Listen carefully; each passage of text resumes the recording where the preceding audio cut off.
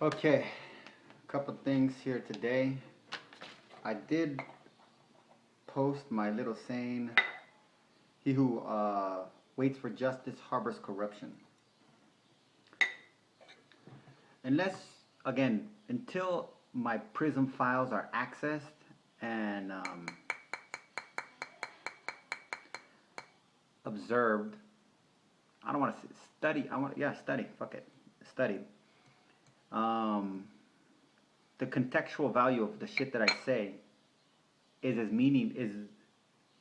less meaningless than when you actually have access to the footage and awareness of what it contains, the data. So I look at it like this. You know what? I'm like Amerigo Vespucci. There you go. I'm trying to take credit for something that I've never actually accomplished, but sort of did.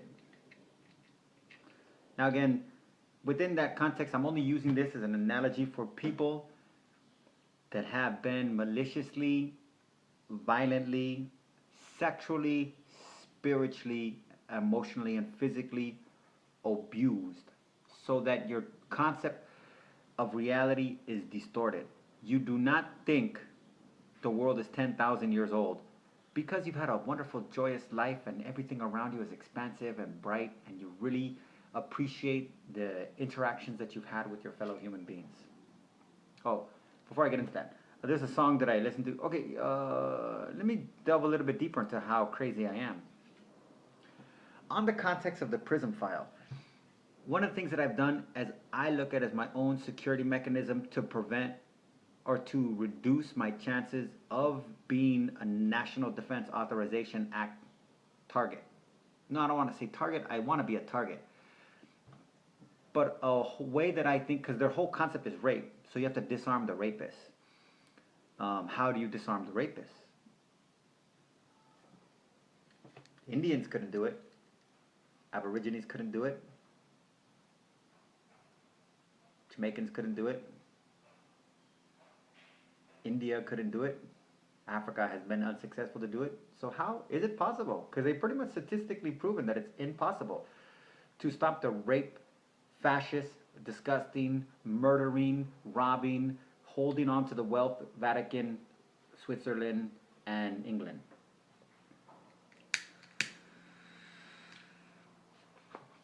Oh, but I have a song called. Oh, so in this. Oh, this will all make sense in a second. So in this context, the catch is what I've noticed is whenever they catch fools or whatever the fuck they do, like I particularly the Lochner guy, I believe that was the one that did the shooting in Arizona.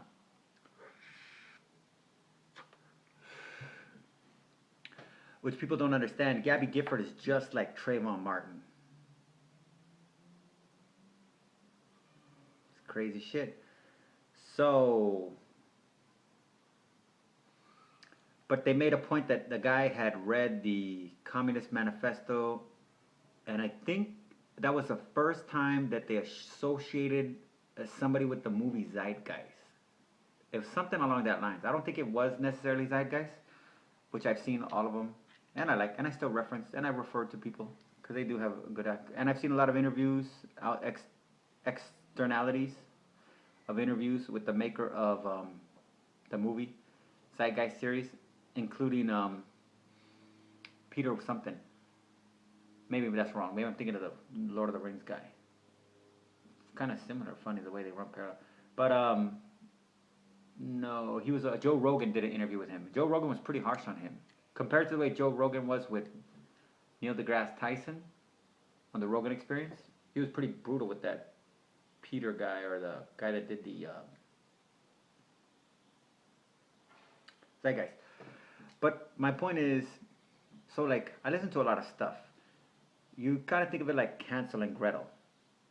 Yes, your life does not matter. No one cares. No one's sitting at a computer screen giving a fuck about what you say, how often you say it, who you talk to, or where you go. That's why the computer exists. Because the computer doesn't give a fuck. It just does it. And no one actually does give a fuck. They just want it done.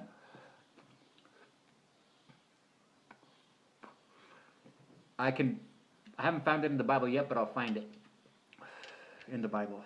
And it might have something to do with the Ten Commandments, because I have heard before about how the Ten Commandments actually are the first implementation of thought crimes. You get in trouble for thinking something, which is a hardcore fascist element.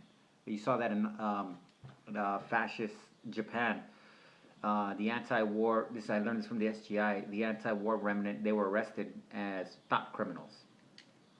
But that was the only place that the Bible, the Ten Commandments, is the origin of the fascist concept of thought criminals. A Christian will say, oh, they're just taking God's good word and twisting it and using it to bad. You look in the mirror, you're probably a fucking drone. Pro-war, you send your kid there, you tell them the Pledge of Allegiance, right? Pay your taxes.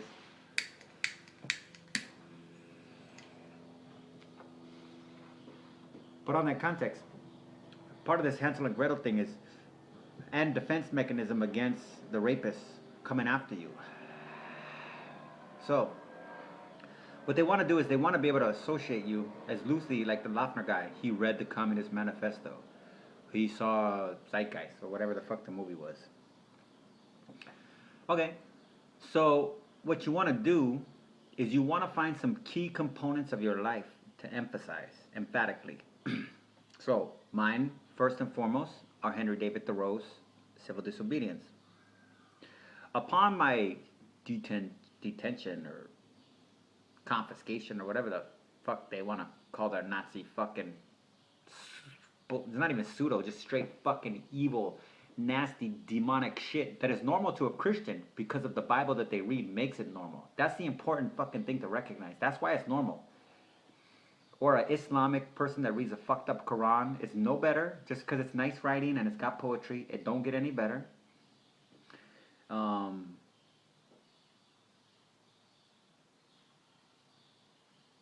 So, like, I have things that when for right now, they still have to rely on human beings to do investigations. An investigation consists of compiling data and reviewing the perceived data. You base the significance of the data in a terrorist scenario or a insurgent, whatever the fuck you want to call somebody that, whatever, I don't give a fuck what you want to call whoever. That consists of what are their primary influences. Their primary influences, as seen from the movie like Conspiracy Theory. Oh, he always reads Mockingbird, or what the fuck, you know what the bird is. Rye, Catcher in the Rye. So, that's all scary. Oh, they can track you. Fine. Why would you not want to be tracked? Why would you want to hide from these fucking disgusting pig fuckheads? Why would you not want them to have to look you in the fucking eye and tell you, no, you're gonna fucking stay and play our fucking game, or else? Why would you just lay down and play their fucking game? So, the first and foremost core establishment that I set up in this weird notion that I matter was Civil Disobedience by Henry David Thoreau. And I've invested well over, it doesn't fucking, Prism knows more than me. But I like to say over 500 devoted listening, reading, and so forth of Civil Disobedience. Primarily audiobooks. So this is the key and the core. You get to pick what your key or your core is. It doesn't have to be civil disobedience. I based civil disobedience on the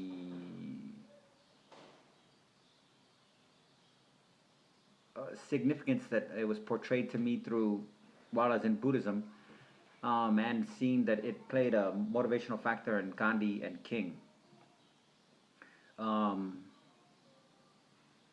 which they both drew from it or claimed to. as the fact that I noticed that they drew from it, my own perception skills taught me, well, okay, well, depending on the, theoretically, over my mind, if I'm going to take at face value that this writing is as significant as I am going to about to make it up, make believe it to be, how do I judge the men that claim to have relied on it? That was that neither one of them actually took it to any extent that it actually intended to go. So for one example,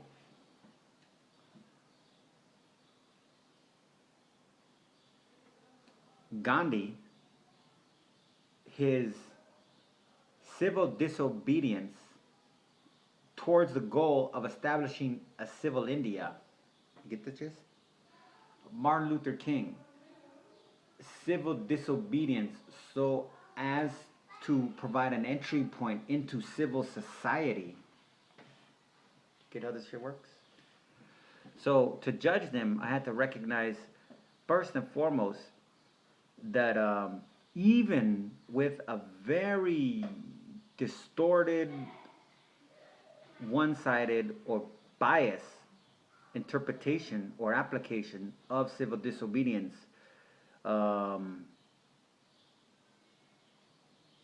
at the time, you gotta understand the scale of thinking changes. They accomplished great things. In retrospect, now neither one of them accomplished anything, which is a very traumatic thing to face because of all the emotional investment into both of them. None of them did anything to better anybody's life. Maybe the people around them at the moment because they felt better about what they were doing, but that was because they were doing it. That experience does not echo or transcend beyond their own personal circumstances. So the people that got locked in the back of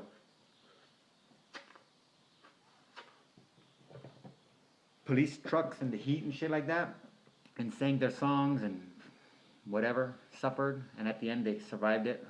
Yeah, they felt good, and they accomplished something in their lives. But didn't extend beyond that towards anybody else, and it didn't better anybody else's life or improve conditions.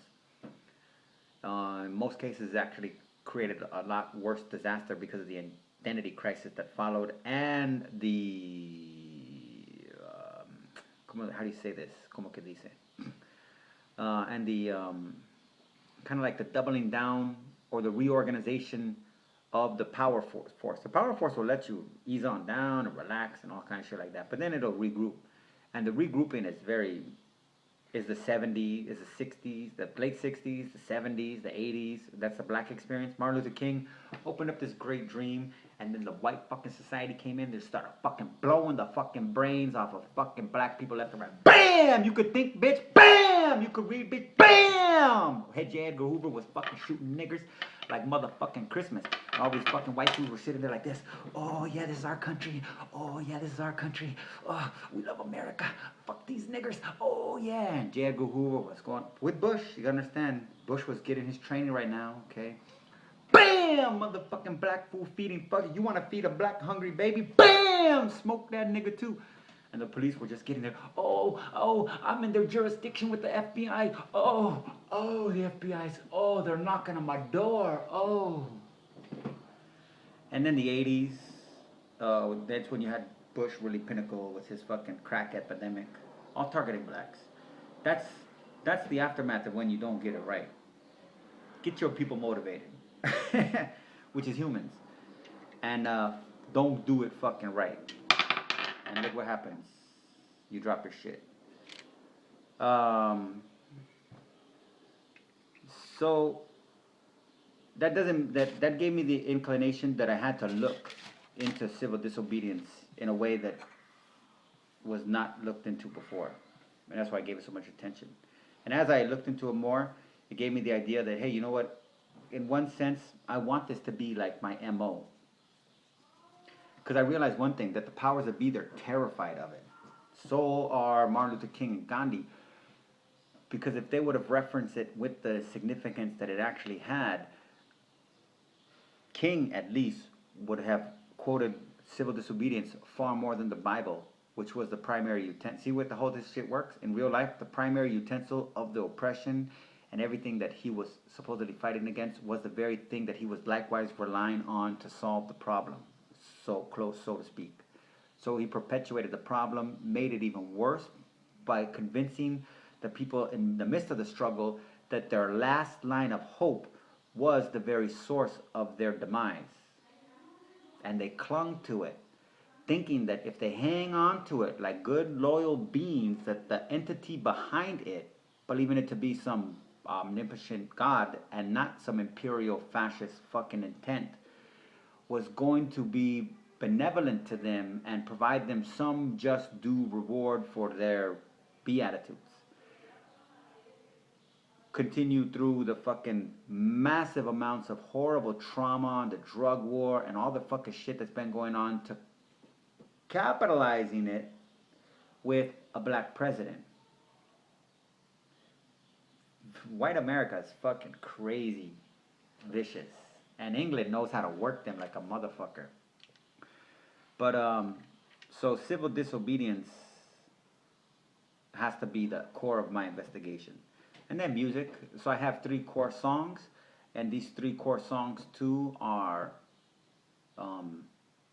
meant as propaganda, as counter propaganda for whoever, to prevent them from ever having the balls to set somebody down to interview me or investigate me, because the information that they would have to indulge or delve into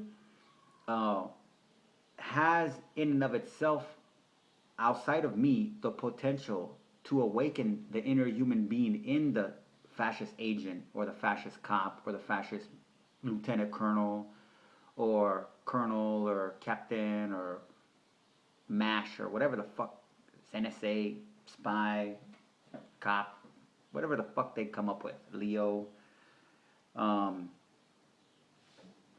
So that it's a landmine, so to speak. They make their landmines, I make my landmines. Because the catch is, the mission of an investigation is murder, and the person going into it knows that no matter how nice they dress or the costume or how well they act, the intention is to try to murder, on whatever scale you can get to the murder. So they immediately have in their brain, okay, this person has to deserve murder. So that's what they're looking for. They're already convinced you deserve murder. Now they're just trying to fill in the holes. So that's the catch, is you let them fill in the holes. But the holes are in their head. So if you provide the right trails, shit will get in their head that they'll never be able to clean out. They might continue through their just duty, following orders, company policy, obeying the commands, national interest, whatever, all the same fucking shit. Religious, the Pope says. An edict of a Pope is no different than just following orders. But it's different. He fucks little boys. The Nazis didn't fuck little boys. Hitler only fucked young girls that were women.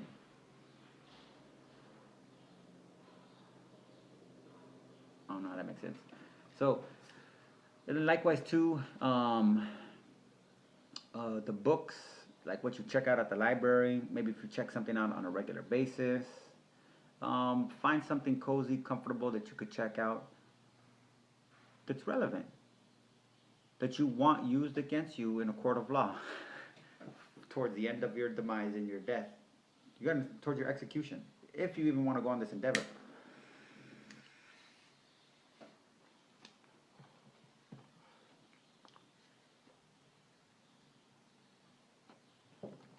So, and it's not a matter of, and again, in the age of Prism, it's not a matter of that you matter, or that they're doing it to you. They're doing it to everybody.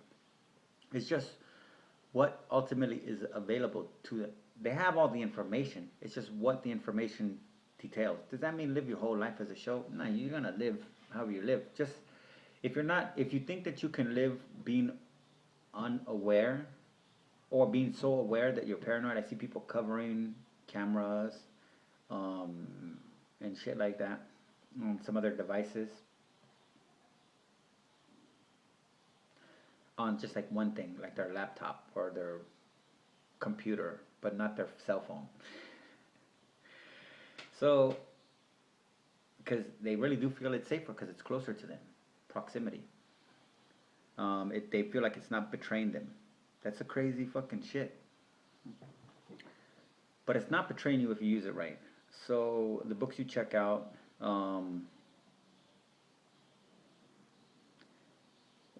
yeah, that's about the gist of it. So I would really say in everything that I've done is I've built myself up where the legal system can't afford to fuck with me in any way, shape, or form. Not physical violence, not fucking legal jurisdiction. It's live and let die. That's the kind of shit. Because I'm still reduced down to one human lifespan. Which traditionally does not have the capacity, as in Henry David Thoreau's civil disobedience, to alter a system that relies on human behavior. It's not magic, there's no God, it relies on human behavior. Therefore, the capacity of a single human life to alter is not there. Now, on the same token, the capacity for a single entity, so to speak, to influence large portions of humanity has been established by my complaints and criticism and critiques and identification and observations on fascism. Because it's not a matter of a genesis. Their fetish with genesis is in one sense to try to trick you into thinking that the key is in finding the origin. Fuck the origin. Fuck the founders. It's here.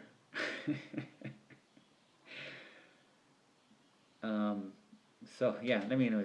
All of this is to say you've got to make yourself matter. However you make yourself matter, and that's just make believe. I also have a playlist in my phone on my playlist. I keep it very minimal. I have a kind of a broad selection, but I intend even the songs on my phone that are just like 16 songs or some shit like that, random, to be weapons of mass destruction should anybody fuck with me. That they too are designed with the psychological intention of brainwashing a fascist fucking alien-minded, robotic, biological, drone, mutant human being that's set in empire mode. Oh, I gotta do the empire's will.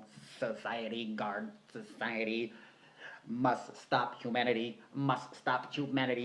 save the republic, save the crown, save the republic, save the crown, the Constitution must save Constitution from humans.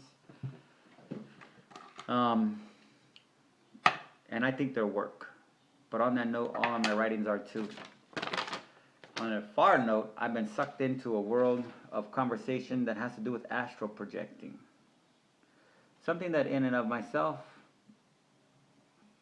I believe in, but I believe in my only awareness of it was hallucinogen induced with my acid trips and shit like that, and wanting to do peyote and a little mushroom that Minnie Mouse is designed to look like.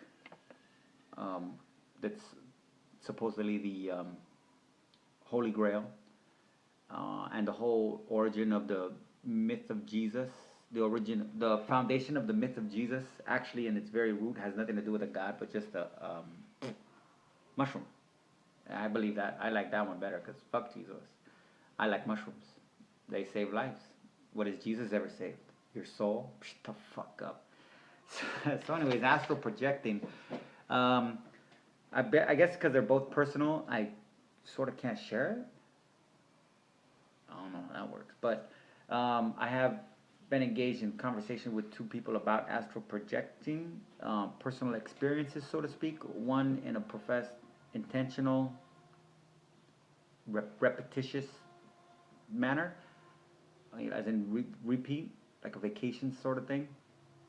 Another in kind of involuntary pseudo abduction type experience.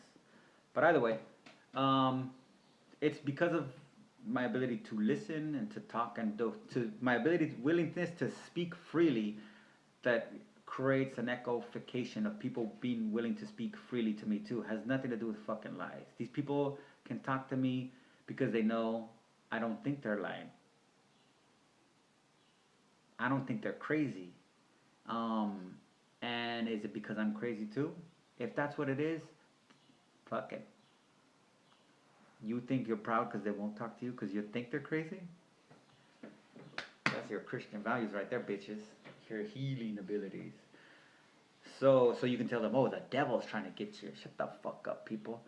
So, but these people that are sharing this information with me, that do have a ominous sensation, that's cool. I'm not saying I know what it is or that I'm doubting it. I accept it as a new dynamic that I'm going to address, tackle, I don't experiment with. I don't know how it works. But I wrote this. This is my first thing on astral projection. This is my entry for today. Didn't do anything yesterday. Oh, I've been using my Google Maps. Oh, the other reason I was saying that is on my phone too, in that little template, I have this thing, Makeshift Patriot.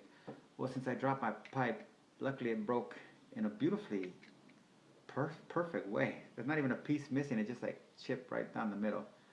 Look at that. Actually, it's so this is a makeshift pipe, Makeshift Patriot. Bad joke. So anyways, astral projected war. I try to move quick now. This is the field upon which the struggle unfolds. What happens here is then experienced in our physical world as a series of seemingly unalterable circumstances and conditions. The trick is, in the physical world, the motivating factors are to subdue one's enemies. On the plane of warfare, it's like chess. You are after the pieces, not the primary agent. You don't throw your pieces at the guy moving them, or do you? That's another devil all of its own. Not claiming to be the mastermind to orchestrate such an organic insurgency, I can contribute. Take suicides. In fact, let me get real tight. Let's take U.S. troop suicides. Arguably, these are actual human sacrifices, not unsuspecting accidents. Therefore, preventing their deaths, which are actual murders, has a tear down the machine effect, so to speak. The proof of this is in the families of the future suicidees, in that they know. They see the shadow of that destiny within the windows of that being's soul. You guys know it. It is, in fact, why they don't know how to change it or stop it from happening. You guys don't realize how fucking good I am, motherfuckers. So they build their lives around that.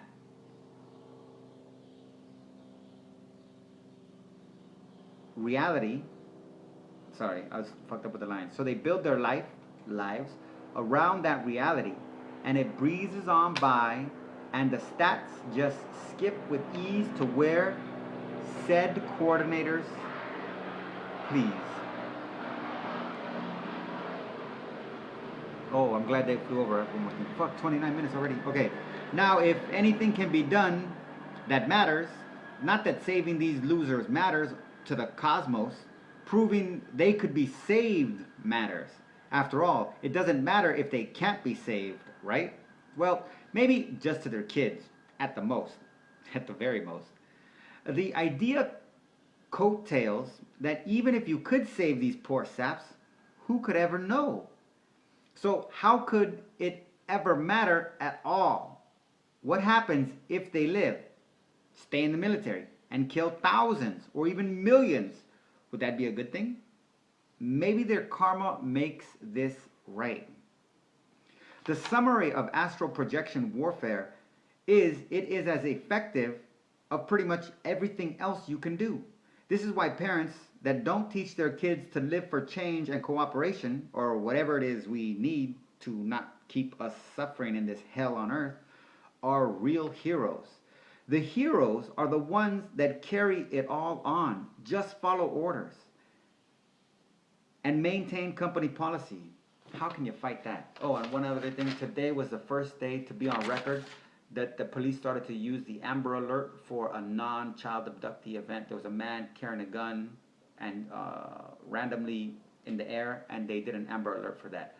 That's a very significant extension or expansion of jurisdiction or extension of police implements. That's an intrusion on civil society, if there's ever a civil society. But anyways, bye.